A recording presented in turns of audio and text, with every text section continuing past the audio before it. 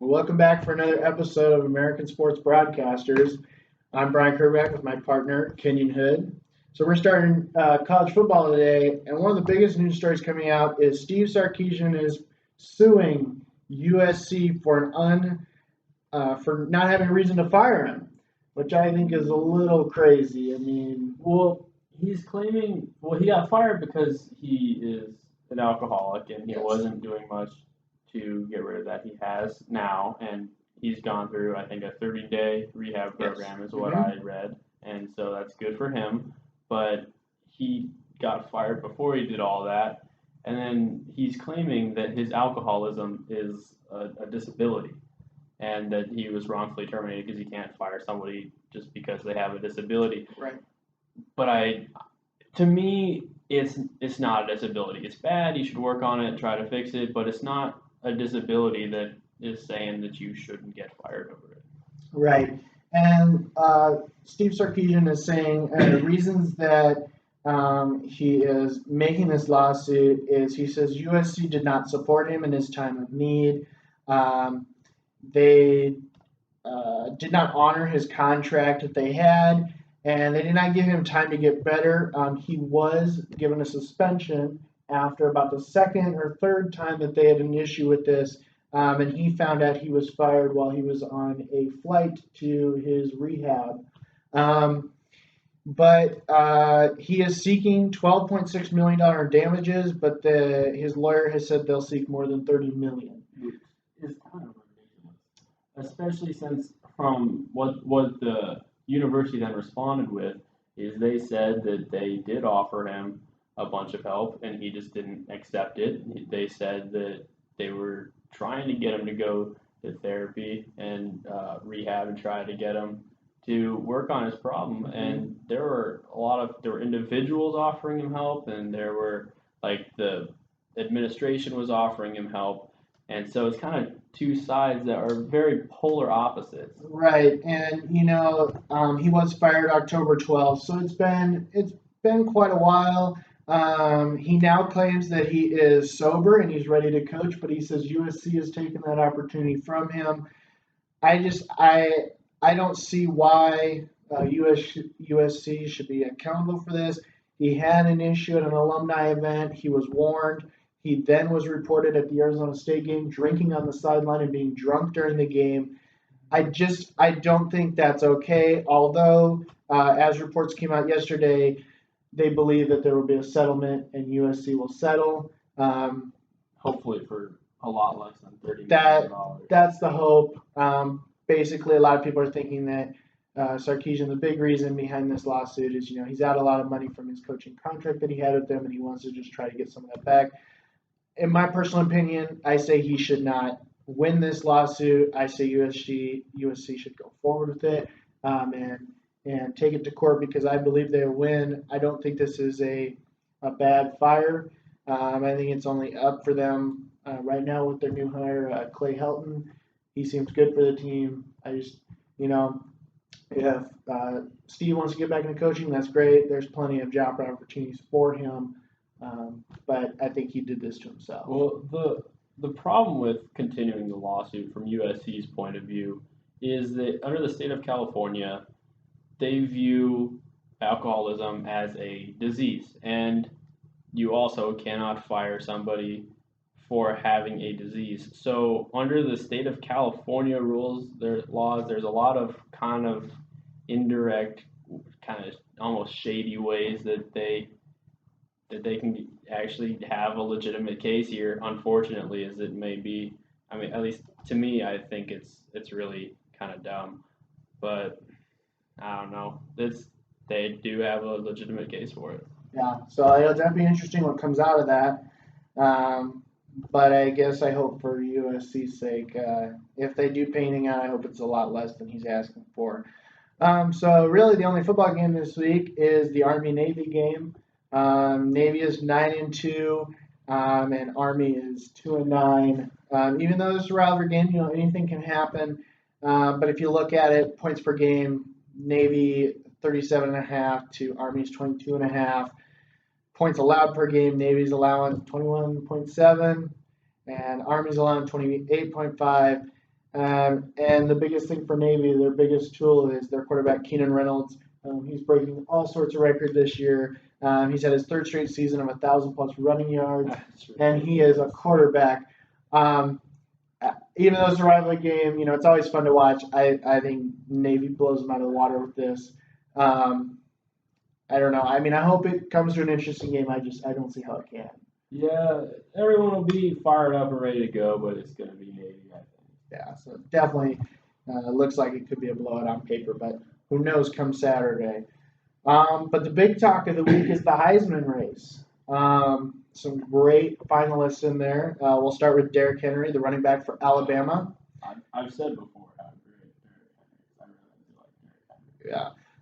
And his stats, he has 339 carries for over 1,900 yards and 23 touchdowns. And a crazy stat for you, that is 36% of Alabama's total yards for the year and 42% of Alabama's touchdowns.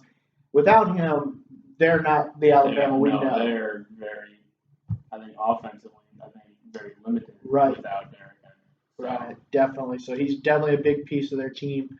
And then we moved to Christian McCaffrey, running back for Stanford. Amazing player. Explosive. Definitely. His stats, for 319 carries for over 1,800 yards, 41 receptions for over 500 yards, and 13 touchdowns. And he's getting 8.4 yards a carry. So just explosive. That is a ridiculous number. I know. 8.4. I don't know what the average is in college football, but in the NFL, a successful run is deemed anything 4 yards and above, and he's getting twice that a carry. Yes. And that is crazy. And, he's even got a bowl game left. But the other great stat for him, he has more yards than any player in college football history. He's amassed more yards. He broke Barry Sanders' record, and this was huge.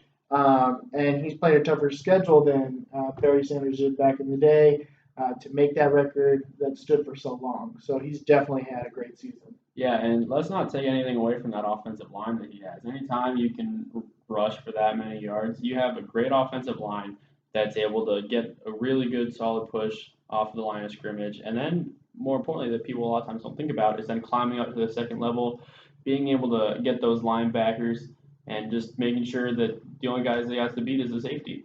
Definitely. So big for Stanford. And then we moved to Deshaun Watson, the quarterback for Clemson.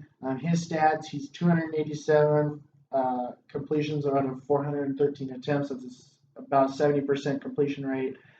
He's got 3,512 yards and total, and he did 163 carries for 887 yards with 41 touchdowns this year. Just huge. He beat 3 top 10 teams this year. And in those games, he had a combined 9 touchdowns and over 1,000 yards. And against Boston College, the number 1 ranked defense in the country, at 420 passing yards. And not counting his sacks, he has more yards per carry than Henry and McCaffrey. But definitely a big thing. I want to be careful with the way you said he beat 3 top 10 teams. I want to be careful. People have a misconception, in my opinion, that a quarterback beats another team. You see a lot of times the stats where some quarterback may have never won against, fill in the blank, it doesn't really matter. But they put and it's just kind of football in general, really, especially the media and analysts, they put a lot on the shoulders of the quarterback. And there are 10 other guys on the field right there. I mean, the quarterback has the potential to make you a really good football team.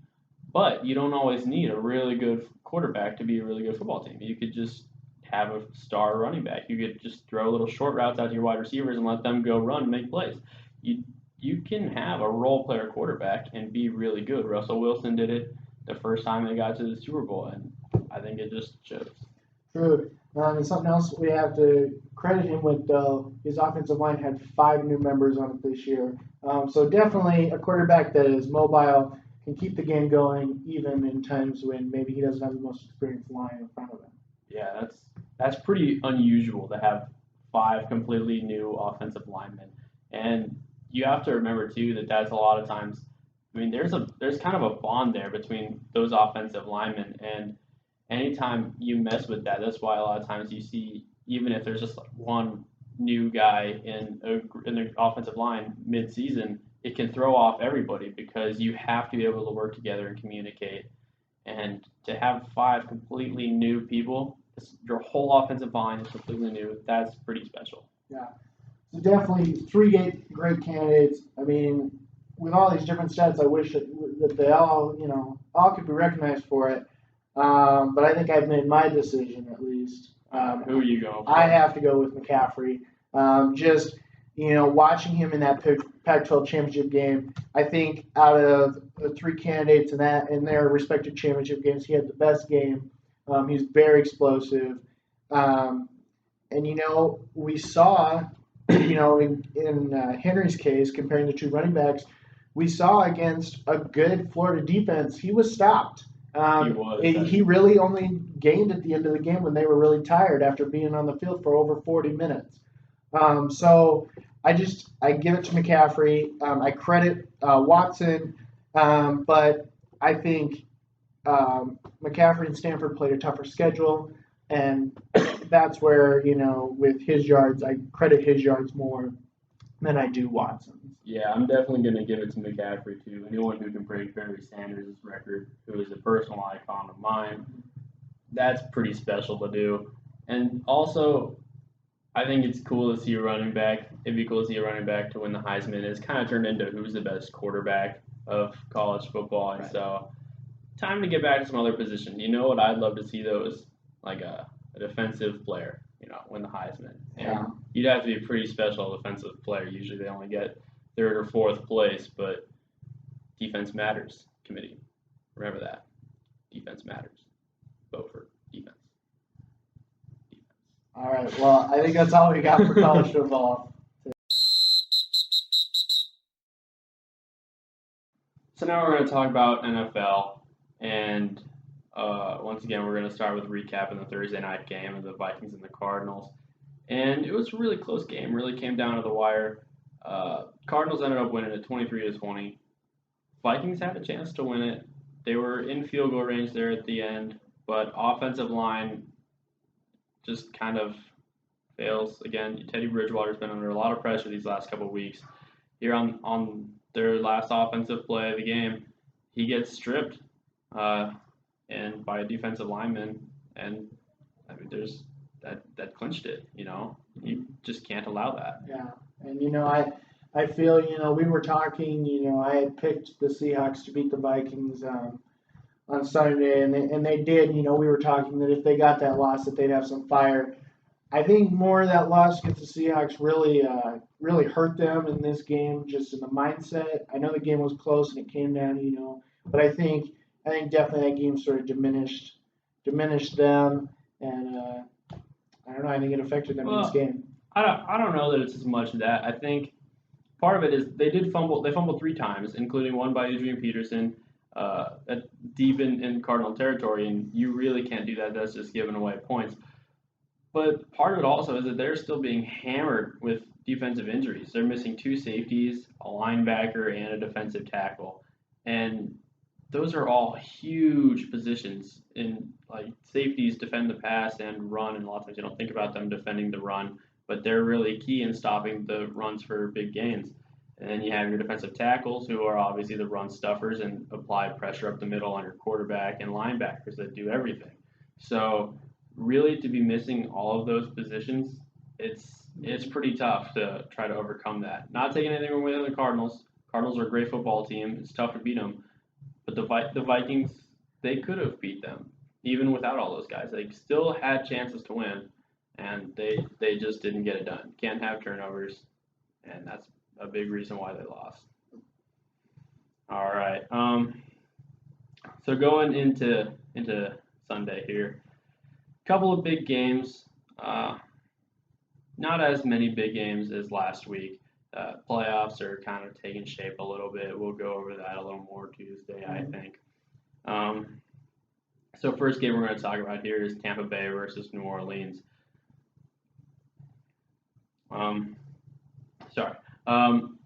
New Orleans just came off of a really heartbreaking loss to Carolina, and really was a shootout at the end. Drew Brees has definitely shown that he can still provide the offense that this team needs. And so it should be a good game to watch, especially since, Tampa Bay also has a bunch of injuries on defense. Levante David in practice yesterday. He's huge, and he's from Nebraska, so go Big Red. And George Johnson was limited. Gerald McCoy, their defensive tackle, was limited. So they're missing two pass rushers there, George Johnson and McCoy. And so it's going to be tough to get some pressure on Drew Brees. And if you give Drew Brees time, he's gonna set you on fire. And so they need to get healthy. They need to get back out there. I think at least a couple of those guys will probably still play. But we'll just have to wait and see. Another thing that I read here pretty recently was that Mark Ingram for the Saints could potentially have a season-ending shoulder injury, which would be heartbreaking for the Saints. And that's unconfirmed. The team hasn't said anything about that, but he has been. That's shown up. So we'll see if that's true or not. If it is season-ending, or if he's just going to play through whatever he's got going on there. I'm sure they're hoping that he can tough it out and keep playing. Other thing for Tampa is that they really have to clean up penalties. They got hammered a lot against the Falcons, and they just need to get better and not have those in order to win. But I am going to go ahead and pick Tampa Bay. They're at home. They're fighting for a chance to be in the playoffs, and I think they're going to stay on fire. Yeah, I'm also going to pick the Bucks. My reason is Jameis Winston. Like I've said before, having a great season. I think he's what keeps them going. And I give credit to the Saints and Drew Brees, but I just think Jameis Winston in this game just can overpower their defense. All right, should be a good one. Next game, Titans and the Jets. Marcus Mariota is kind of lighting it up. Early injury was really kind of heartbreaking for a lot of those Titans fans. I know they were hoping to really turn the year around. Haven't really done that yet. Or turn their culture around and turn into a winning football team, and haven't done that. Another losing year.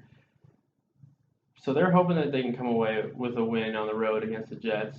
And the Jets are also they're trying to stay in the playoffs. They're in the wild card spot right now at 7-5. If they win this game, it's gonna be huge for them moving forward. So I'm going to go ahead and pick the Jets in this one. They're playing at home, want to stay in the playoffs. I think they're just going to beat the Tennessee Titans. I don't think that the Titans are good enough to come in and smack around the Jets. How about you? Well, like you're saying, Mariota is back, having when he's in the game, he's playing great.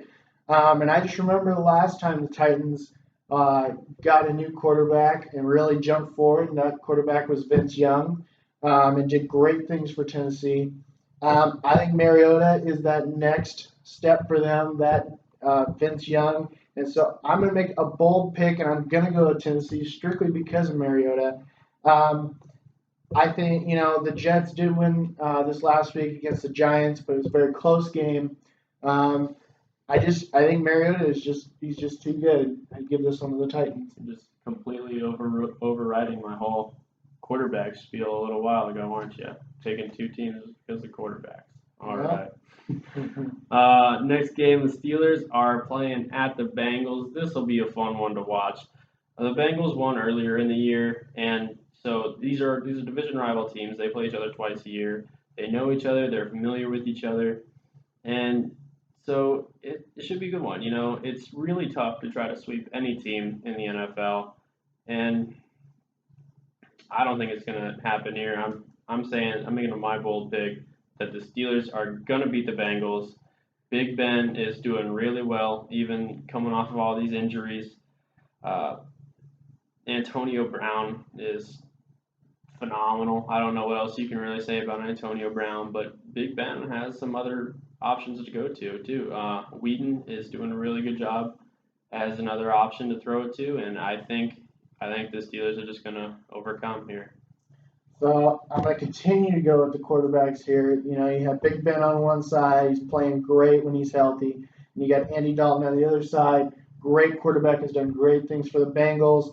Like you said, they're rivals here. But it is at the Bengals. The Bengals play great at home, and if they win this one, they clinch. I give it to the Bengals. Steelers, I think, just have too many issues. I give it to the Bengals here. All right. Now, an interesting matchup, I think I would say. New England Patriots are playing at the Houston Texans. Hopefully, I will not make a mistake when I say their name today. We'll see how it goes. New England might be getting Gronk back. We don't know for sure if he is or not. It's still a little early. But if they can get him back, that's huge. My personal opinion is I think he'll probably play. Maybe not the whole game, but at the very least be out there as a decoy or something to get some of their other receivers open. Um, Another key thing to note here is that J.J. Watt broke his hand on Wednesday in practice, and he's saying that he's still going to play. From what I read, the coach wants him to still play, and he thinks he's going to play just as well. I don't know about that. On the defensive line, you really need your hands, but he is J.J. Watt, so don't question that man. Um, I'm going to go with the Patriots here on this one. They have to fix their special teams. That's what got them to lose against the Eagles. But I don't think you can beat this team 3 weeks in a row. I think they're too good. Tom Brady is, Tom Brady, and they've got a really solid defense. I don't think that you can beat them 3 weeks in a row. So, like you say, Tom Brady's, he's been having to deal with all these injuries, and it's been tough. I feel if the Patriots get Gronk back, but if he doesn't play the whole game, I think they're still going to have too many issues. Like you said, it's in Houston. I'm going to go with the Texans on this one for the reason being that the Patriots lost 2 straight. They definitely should have not lost against the Eagles. That was just a terrible loss. Whether it's your special teams or not, you just can't do that. I just think that Tom Brady is too frustrated with this, and it's going to affect him in this game. I feel like he's going to maybe try to, overcompensate, do too much. Like I said, though, if Gronk can play the whole game, might be a different story. But as of now, I give it to the Texans. All right. Are we different on every single game? No, the Buccaneers and the Bucks we stayed. Yep. Okay. I think this one we'll agree on is the Chargers are playing at the Chiefs. And the Chiefs are just playing better football right now. Chargers are 3-8, I believe, and the Chiefs are 7-5. They're in a wild card spot, and they're looking to stay there. And for the most part, they really don't have turnovers. Alex Smith, I believe I said on Tuesday, has broken the record not broken the record, but passed Bart Starr for third of all-time number of passes thrown without an interception.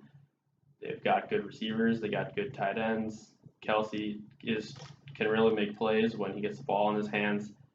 Even without Jamal Charles, they still have a pretty good running attack and a really solid defense. So I got to go Chiefs here. It's no question to me. I think they're going to blow them out. So as we've seen, I either like home field advantage or I like the quarterback. I got to go with home field advantage here. I go with the Chiefs. They're at home. They want to stay in that playoff race, so with that wild card. And they're just playing better football. We saw against the Raiders, and that one game was a shootout for a while. I give it to the Chiefs here. All right, now we're going to move on to college basketball. We got about 3 games that we want to cover that we recommend you to watch. We're first going to start in a big game, number 3 North Carolina versus Texas. It's at Texas. Texas 5-3, but they're 4-0 at home, and they just came off a huge win against Texas San Antonio, 116-50. May not be a good team, but any team that can put up 116 points, that's a big deal. Yeah. And then you have North Carolina. Their only loss of the year to Northern Iowa, who has been making quite a few trips to the NCAA tournament in the last couple of years. And North Carolina's biggest win this year is against number 2 Maryland. That was huge for them, a big rebound from the earlier loss to Northern Iowa. This game, ever since they've been putting this game together the last couple of years when North Carolina and Texas played, always been a good game. Even when one team's struggling, it's been a great game. But I have to go with Texas here for a couple of reasons. With the 4-0 at home, and the only game North Carolina's been away on this year, they lost. to a team that nobody thought they would lose to this year. Um, and Texas is playing pretty good ball. They do have 3 losses, but I think Shaka Smart is gonna pull some tricks out of his hat and get this win. All right, I gotta go against you on this one, and we saw how well that worked out for me last week. But I'm going North Carolina all the way here. I think this one probably not going to be super close. I think they're just a better team, and they kind of are. At least the record shows that they are. Historically, the last couple of years, they have been, and I think they're still going to beat them here today. All right. All right, our next game to watch is UCLA and Gonzaga. Gonzaga was on our last episode, and they ended up losing to Arizona. They have also lost to A&M. Now they're ranked number 20 with a 6-2 record, a big win over UConn for them. And they're playing UCLA, who earlier in the year knocked off Kentucky, which was a huge win for them. But they have a bad loss to Monmouth. And Monmouth, sorry, thank you. Kansas, which isn't a bad loss, and then another loss to Wake Forest with a record of 6-3. But Gonzaga didn't look particularly good against Arizona. It was sort of a shock for them to lose. People were talking about how Arizona was starting to fall off. So I think I'm going to give this one to UCLA. I think they're going to pull another big win for them. And they're really starting their season out and starting to get those key wins to go to the tournament.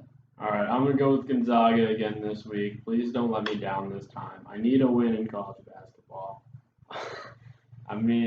Gonzaga is just, I think they're going to come out after losing. I think they're going to be a little upset about it, and I think they're going to try to beat this unranked team here. I think they'll be really embarrassed if they don't.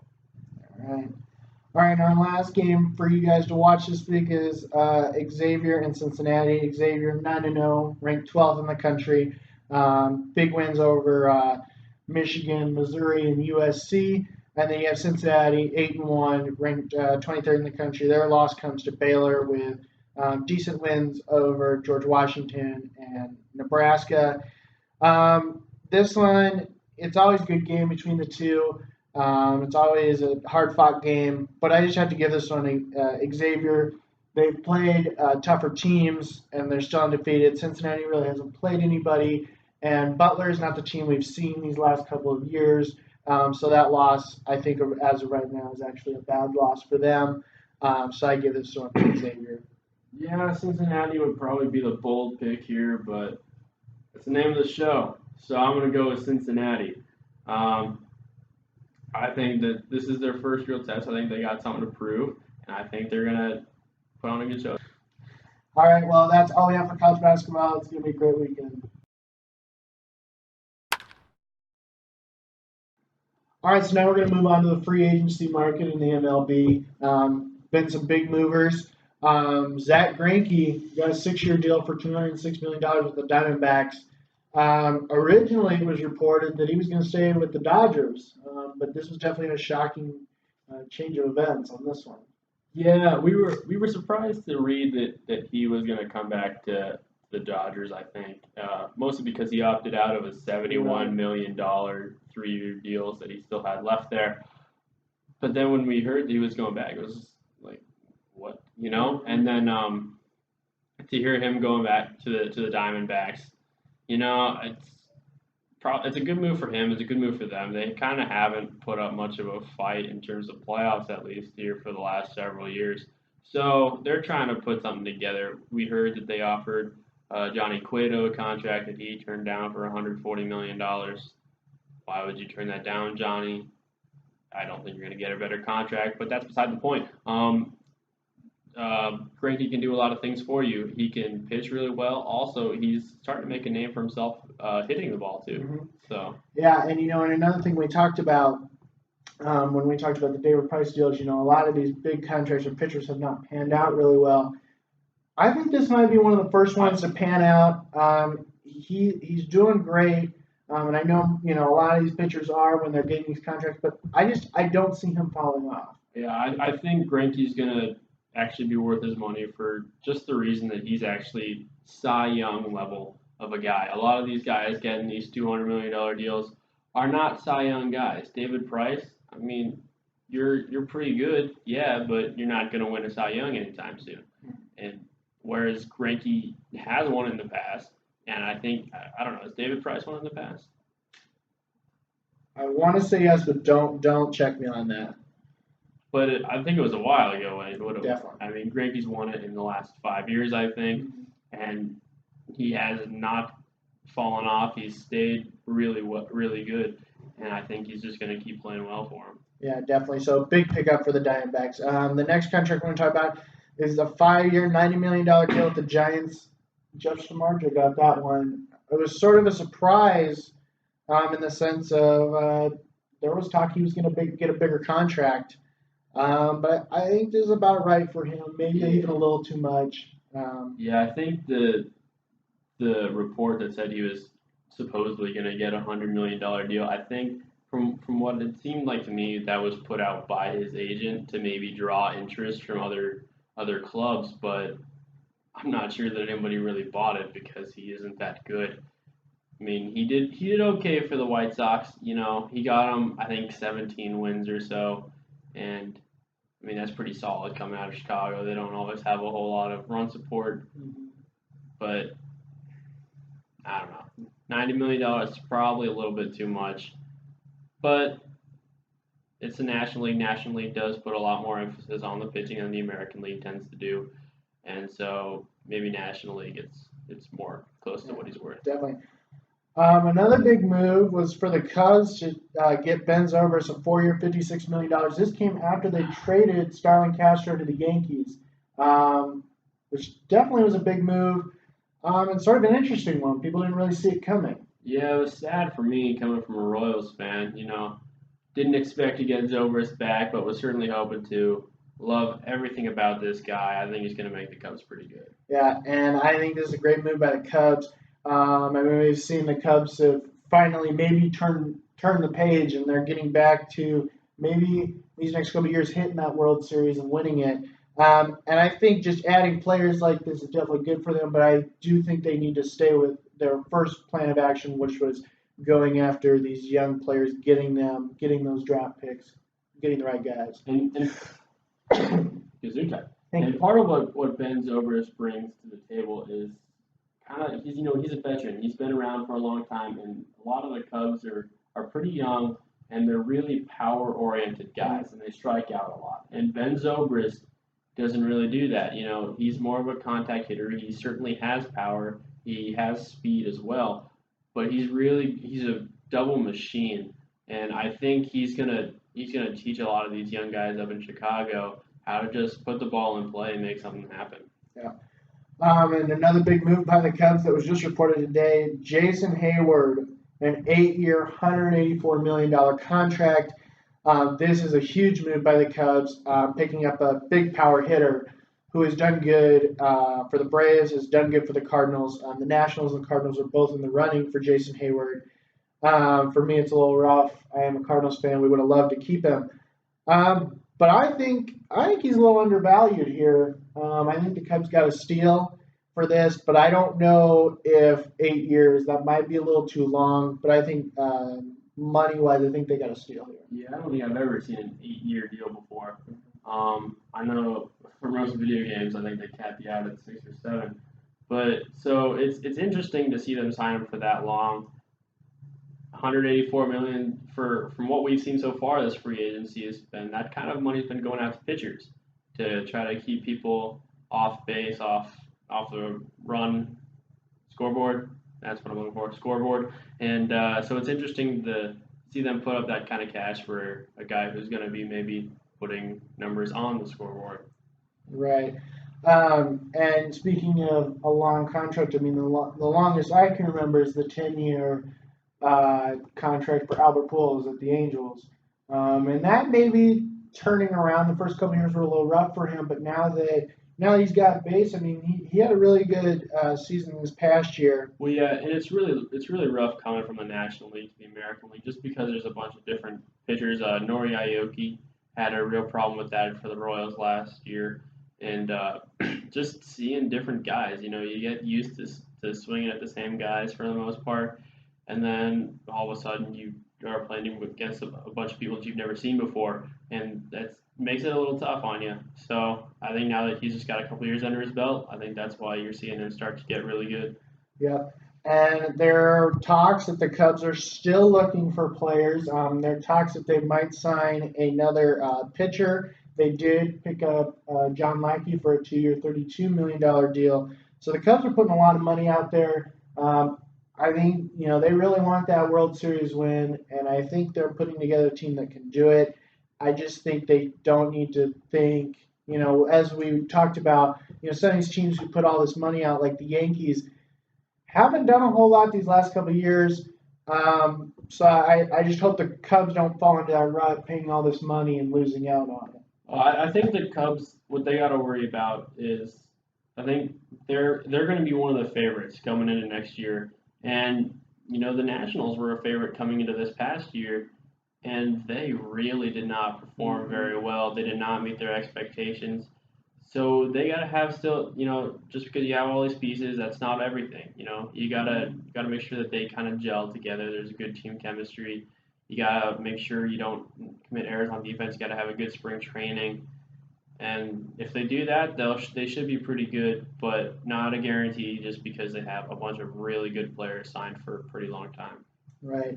And so one of the big free agents that are still left out there is Chris Davis. There were talks that the Orioles had made an offer or there was a deal being struck. Talks of anywhere from 150 million to 200 million dollars in about a 7-year deal, which is a pretty interesting when you think. I mean, he's a big power hitter, but he strikes out a lot. But now there are reports that is either been pulled back or is going to be dropped down. I just think paying that kind of money for a player like Chris Davis, I think that's overpaying. But it'll be interesting to see what kind of deal he gets. I do see him staying at the Orioles. I don't think really anybody's looking for the. I think the Orioles are the only team that will pay him the amount of money that he sort of wants. I don't think any other team will come close. So I do see him staying at the Orioles.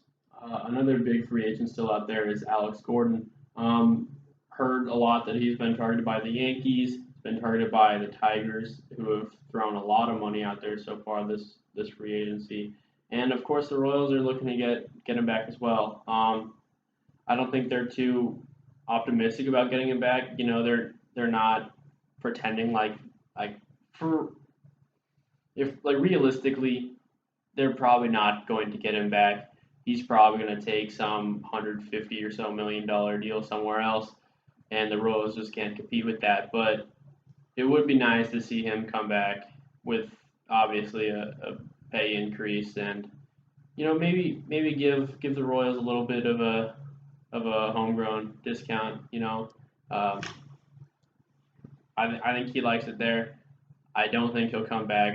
I hope he comes back, but I don't think he will, which is sad. And I think the Orioles need him back, just in the sense that he's a well liked player, does a lot of good things for the Royals, and we've seen the Royals when they started to fall into that slump, they just can't seem to keep these guys once they get good, really good, and when they come up with that free agency, they just can't cough up the money. I think the Royals need to do something about that to keep these players around. It was the Cardinals sort of had the same issue. They had Albert Pujols, and then when they had re-signed him the first time, he gave him a little bit of a discount because he loved it there so much.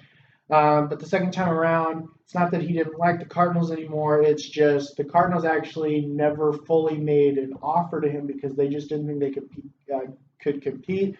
He felt offended by that. That's why he went for that bigger contract. I think the Royals just need to do something to keep these players around. Not that they don't have plenty of other players out there, and it's not like Gordon's going to make or break them, but I think at some point you've got to be able to keep these players there if you want to keep competing. So I think they need to do something to try to keep him. Well, part of the problem with that is you see that they go through this really long playoff run in all of October and get a ton of extra money for merchandise and ticket sales, but a lot of that doesn't actually go back into the team. Now, Dave Glass has said that any profits that come in are going to go back to the team, which is something that a lot a lot of owners don't really need to do because they're in such a huge market. But the thing is that a lot of the money that came in from that is going then into uh, like bonuses and stuff. Chris Young is a huge example for that. He was signed for a 1 year, $675,000 deal, and by the end of it, he was getting $4,250,000. So just from playing so much in the playoffs, having a much larger role than he expected. So just a bunch of that stuff adds up. So there isn't as much money this year as a lot of people would like to believe that there is, just because of things like that.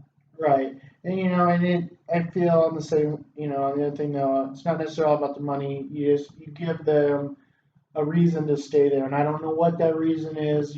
Gordon to me is a player that's not. I mean, he looks to be paid what he's worth. He's definitely a great player, but I don't think it's for him. I don't think it's all about the money. So I think just the Royals, even if they are, don't think they're going to get him, they got to put something out there. They got to do their best offer. Because we've seen, like I said, teams like the Cardinals who just didn't think they have a shot and never put an offer out there, and they defended the player and they left, didn't even give him a second glance. So even if the Royals don't think they have a shot, I think they have to put something out there, whatever that is. And if he then declines it, that's one thing. But if they just decide not to do anything, you're just going to offend the player. I think you're right. I think Gordon loves Casey and would love to stay there. So I think they definitely need to try to keep him. All right. So we'll keep you updated on free agency and see how things are going.